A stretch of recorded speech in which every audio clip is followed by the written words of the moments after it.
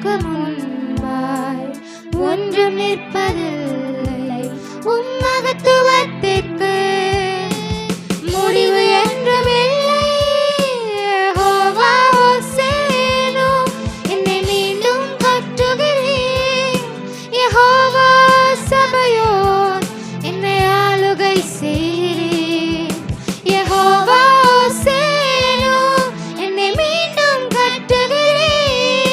யெகோவா சபையோன், என்னை ஆளுகை செய்கிறீர். நீர் இல்லாமல் ஒன்றுமில்லையே,